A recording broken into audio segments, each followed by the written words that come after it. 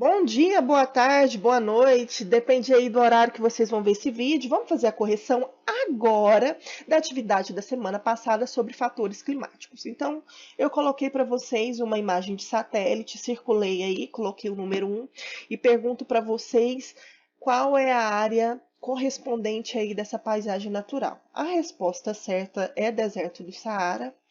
A número 2, quais os fatores climáticos interferem nessa região? São esses aqui elencados: barreiras orográficas, correntes marítimas costeiras, latitude e células de alta pressão.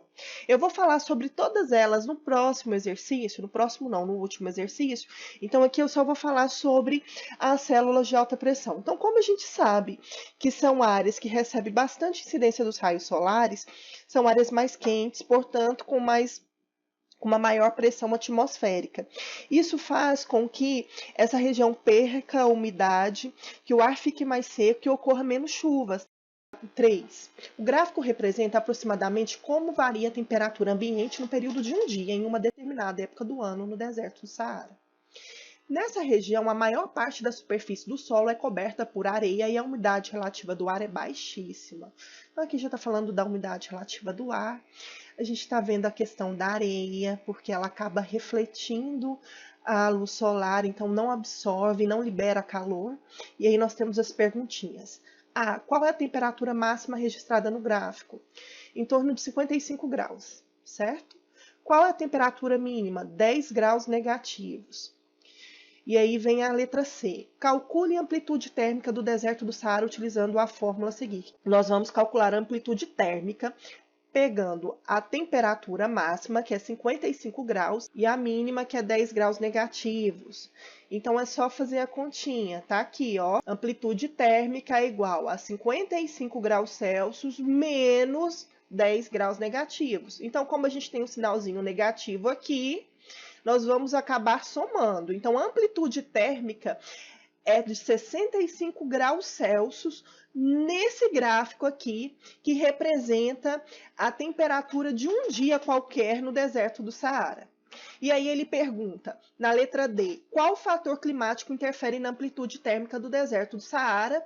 Aí a gente volta na questão da continentalidade, certo? Essas perguntinhas aqui já são da atividade 4, onde eu coloquei um relato de um garotinho berbere que conta como é que é a vida dele no deserto do Saara, para poder contextualizar aí um pouquinho a respeito dos povos nômades que vivem no Saara, para vocês conhecerem um pouco essa realidade. Então, a primeira pergunta é pessoal: você sabia que havia povos que viviam no deserto do Saara? O que mais lhe chamou a atenção? Aí você vai escrever aí aquilo que lhe chamou a atenção. Quais elementos naturais do deserto do Saara são apresentados no texto? Aí você vai colocar aqui os elementos que você encontrou, né? Os rios, desertos, tempestades de areias, eles falam das dunas. Os rios é uma parte que ele fala que ele caminhou em torno de 25 quilômetros para poder chegar até o rio, para poder buscar água. Vamos para o 5. Conceitue os fatores climáticos a seguir. Latitude.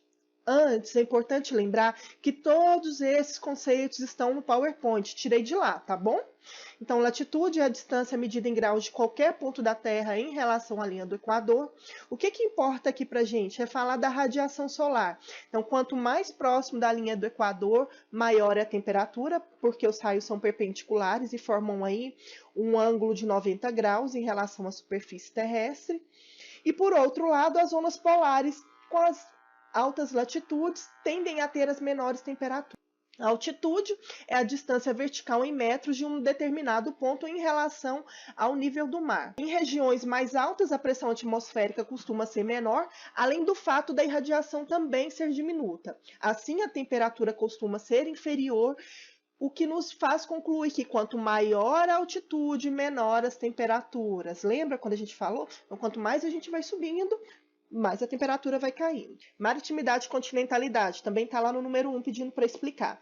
É a proximidade de um local do mar ou a posição em uma região mais continental, o que interfere diretamente sobre o clima. Isso ocorre porque o solo costuma se aquecer ou se resfriar mais rapidamente do que a água, o que acarreta em uma maior amplitude térmica, diferença entre a maior e a menor temperatura ao longo do ano nas regiões continentais, ou ao inverso aí, que seriam as regiões litorâneas. Então, a questão da amplitude térmica aí que a gente viu de 65 graus no deserto, certo?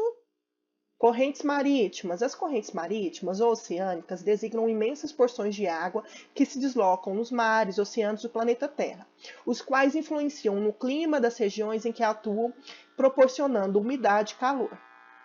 Formação de chuva, elas vão na mesma direção, com a mesma temperatura, como foi falado no vídeo. Massa de ar. São porções de ar com a mesma temperatura e umidade que transferem suas características para os climas locais por onde passam. Barreira orográfica ou relevo.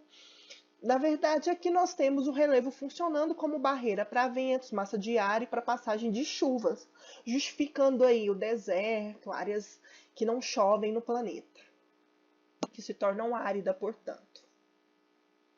É só isso, pessoas. Foquem na atividade dessa semana e na aula sobre tipos de clima. Fui!